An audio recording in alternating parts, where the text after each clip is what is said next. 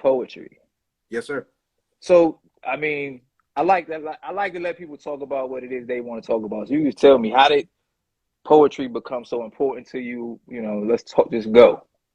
Well, I always wrote.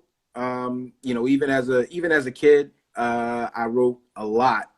I went through, some things like, my parents splitting up, and Mm, my sister was born with a very rare form of cancer.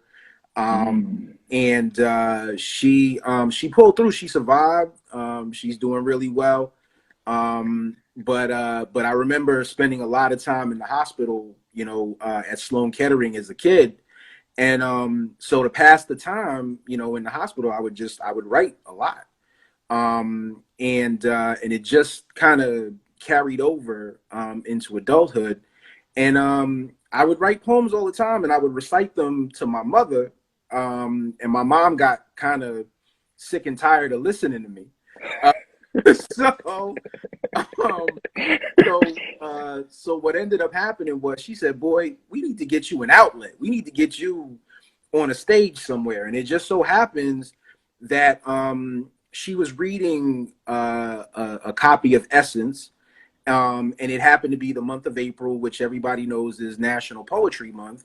And in that particular insert, there was a story about a gentleman by the name of Reggie Gaines, who's considered a New Eurekan Poets Cafe legend. mm.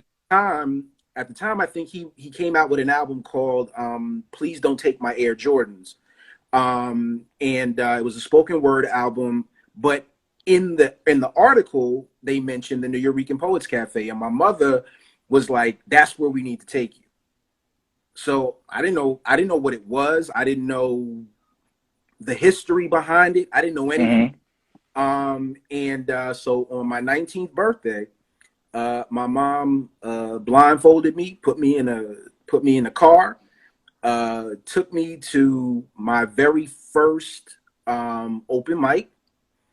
And at the New Eurekan Poets Cafe, it's a Wednesday night. They call it the Wednesday Night Open, which is like it's an open slam basically. Uh, Okay.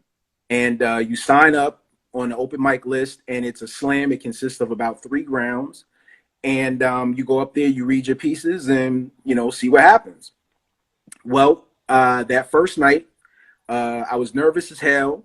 Uh, I was shaking up on stage. I had my little loose leaf piece of paper, and I'm like shaking like this, and I'm reading everything off, and I ended up winning that night.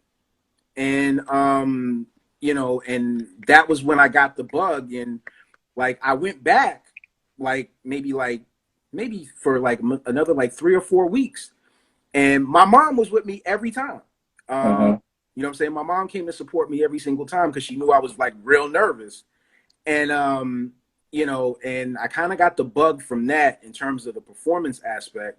But I'll tell you that I'm not necessarily I'm not an extrovert at all. Like, I'm very, very nervous in large crowds. Mm-hmm. I'm really big on being around a lot of people. Um, Mm-hmm. and I'm a Virgo too, so it kind of, I spend a lot more time observing than I do talking, basically. So it's nerve wracking. It was really nerve wracking to be up on a stage and do that, but it was just like, I think that's what God kind of does to balance you out. You know what I mean? Like, Mm-hmm. he makes you an introvert, like an introvert. You know what I mean? But then he gives you this tremendous talent to go out and speak to people that way. So, so I always kind of looked at it like that was, his or her way of balancing me out, like giving me this gift so I could still talk to people, Mm-hmm. but you know what I'm saying, but still, maintain my introverted self. And so it's been, let's see, that was 1994 when I first started. Whew.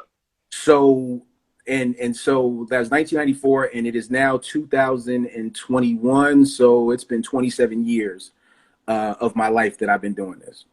And Yo, that's crazy. it's taking me all over the country, and it's taking me to Canada. I see my girl Lynn Wrights is in here, and you know, I met her in Canada, out in Toronto, and it's just been crazy. Like it's been such a and I got to tell you, the best part about it is the people that I've met along the way. They make it what it is. I like, you know, winning slam titles is cool, and you know, getting to travel places is great. But it wouldn't mean nearly as much without having met the people that I've met and befriended, and people that I met 15, 20 years ago that I'm still friends with now. You know, it's just an awesome feeling. You know, that's like the best part.